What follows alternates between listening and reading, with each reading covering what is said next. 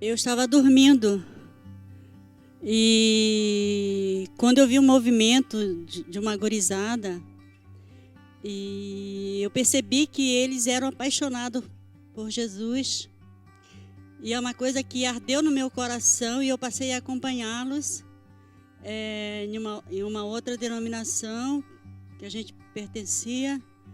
E aqueles meninos, eu vi que eles estavam muito inconformados com aquele trabalho que eles faziam, porque eles queriam mais e mais de Deus. E era uma coisa também que eu desejava muito no momento. E por algumas vezes eu percebi que eles estavam assim meio que, como eu posso dizer, eles estavam querendo trabalhar para o reino de Deus de verdade.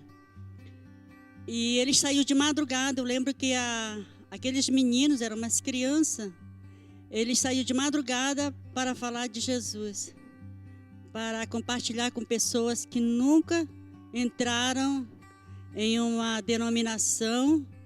E eles saíam de madrugada, em pleno inverno. Eles eram uns meninos, todos eles eram cabeludos. E numa dessas andanças dele, desse trabalho que eles faziam de madrugada, eles chegaram no local e eu soube isso, né? E aí um dos rapazes que estava ali naquele bar, naquele local ali, disse que eles eram muito doidos estar ali falando de Jesus e falando de uma vida diferente. E aí um deles disse: não, mas eu sou mais louco. Eu sou muito louco porque eu acredito que num Deus que a gente não vê. Aí disse: pois é, e a gente está cometendo muitas loucuras aqui. E eles tinham um propósito, então foi um momento que eu começou a arder no meu coração o desejo também de participar junto com eles de um trabalho que eles estavam fazendo numa barraca, toda furada, que no dia que chovia, a gente não sabia se corria para um lado ou para o outro, mas a gente estava ali, ardia no nosso coração participar do reino de Deus. Então eu percebi que eu estava dormindo espiritualmente e o desejo que eu tinha era de falar desse Jesus, como eu falava antes, desde o início que eu conheci Jesus. Por isso que eu digo aquela frase: você conhece Jesus? No dia que eu conheci Jesus, isso ardia no meu coração. E naquele momento que eu vi aqueles meninos dando a vida, dando o tempo deles, a mocidade, a juventude, saindo no inverno, naquele frio, né? Falando de Jesus para as pessoas. E isso me despertou.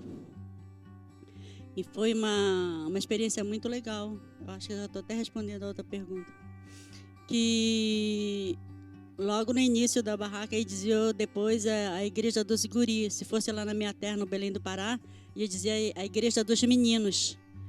Então, isso foi criando uma expectativa dentro de mim que eu poderia estar junto com eles, mesmo já tendo uma boa experiência, né, de vida cristã. Eu poderia estar junto deles, continuando esse trabalho que eles faziam. Me recordo que era um momento bem difícil, porque a gente participava de outra congregação e desde pequeno, desde criança, a minha família toda participou dessa mesma congregação há muitos anos. E para mim estava bem difícil, porque o Felipe, meu filho, tinha saído dessa congregação e tinha vindo para participar do Ministério Despertar na época. E logo em seguida a minha esposa Eliette também fez a mesma coisa. E eu pensei o que eu ia fazer, se ia continuar no lugar onde eu estava, porque estava sozinho ali, longe da família e tal. E aí foi um momento bem difícil, que eu teria de decidir em ficar onde eu estava, na mesma congregação, ou mudar, né, acompanhar a família. Mas aí eu pensei, como ela já tinha feito isso, e para ela, eu creio que foi bem mais difícil do que seria para mim. Foi o momento que eu decidi, como eles já tinham ido, eu decidi então que iria participar também do Ministério Despertar. Deixei todas as coisas pelas coisas religiosas que a gente tinha aprendido para trás. E fui então participar também da família do Ministério Despertar. Nós estávamos congregando numa igreja, comunidade, né? Comunidade cristã. Mas aí o Maurício começou a fazer uns reunião lá em casa, lá nos fundos, e começou a depois fazer culto. E a gente estava sempre ali junto com eles, né? E acabou, no fim, a gente ficando ali, pedimos permissão para o pastor da comunidade para a gente se afastar. Aí ele nos abençoou e tudo, e a gente foi para lá trabalhar com eles. E depois eles abriram a igreja lá no prédio lá do meu cunhado. E foi ali que a gente começou mesmo. Aí fomos todos para lá e graças a Deus, está fazendo 10 anos que a gente fundou e a gente está junto até hoje. E graças a Deus deu tudo certo, né?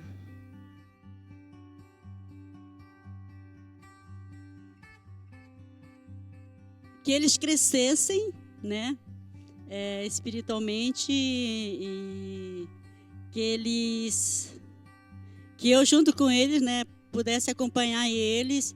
E uma coisa assim que foi bem legal, que eu não só assistia, como eu participava de alguns movimentos que eles faziam e também do propósito que eles tinham com Deus. Isso eu achei fora de série.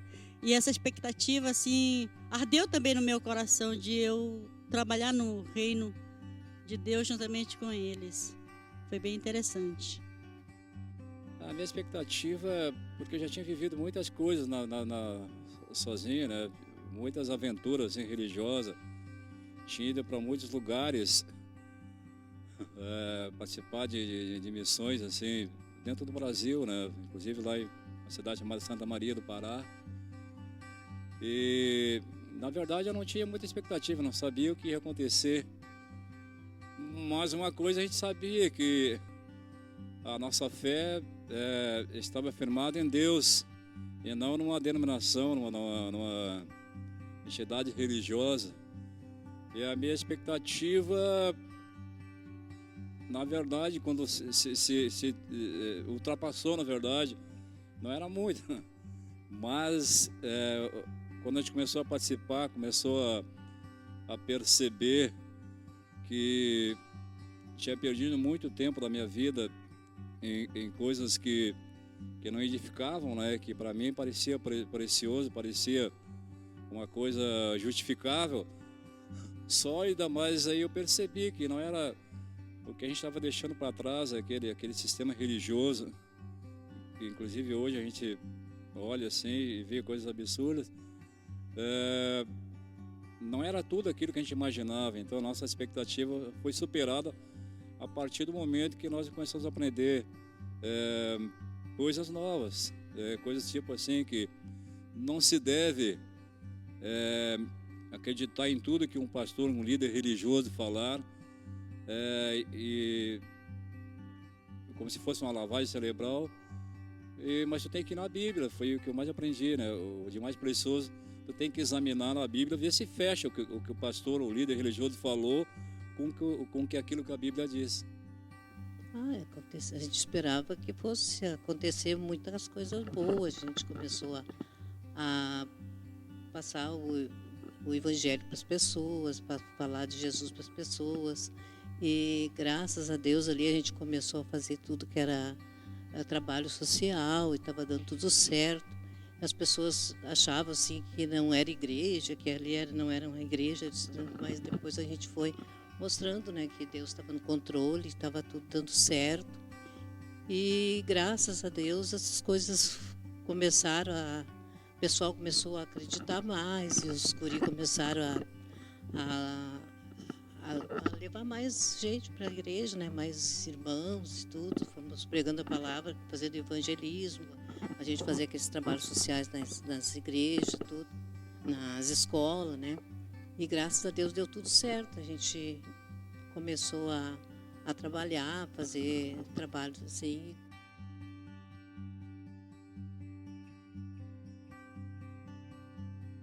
Olha, Eu vou ainda falar sobre os meninos, né, os guri, porque a gente conviveu, o Gabi era daquela época também.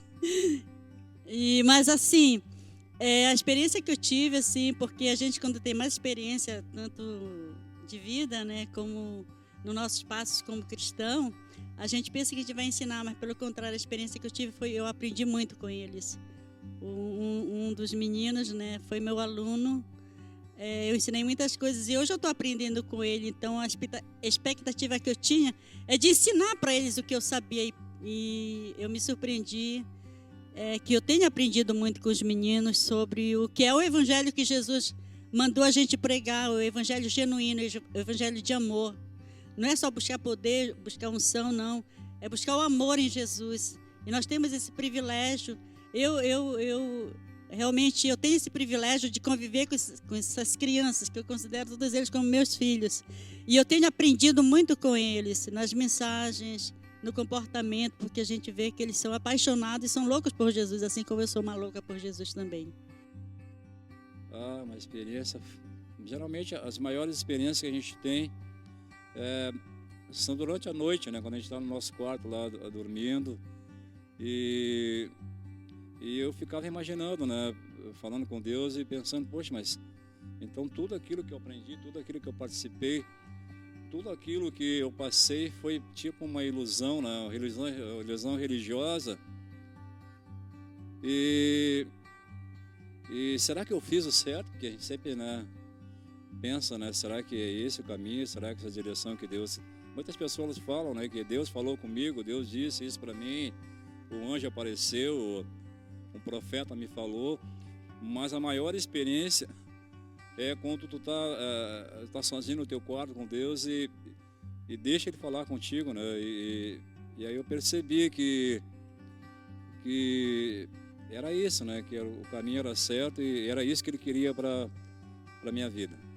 O que me marcou muito nessa trajetória toda foi quando perdi meu marido, né?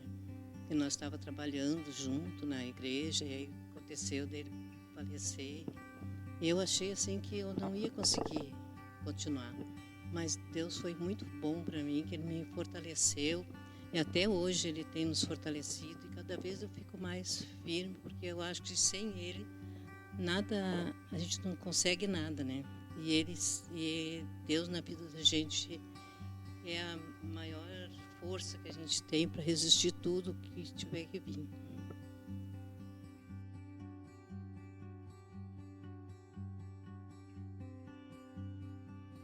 Você que talvez esteja congregando em algum local e não está se sentindo satisfeito, olha, desperta.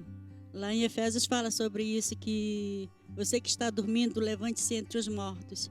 E eu me sentia como uma morta, né, espiritualmente. Não, eu estava viva, né? Mas espiritualmente me sentia, porque eu não estava fazendo aquilo que eu fazia. Então, o que eu digo para você, fale de Jesus, fale para as pessoas estão se matando, as pessoas estão se destruindo.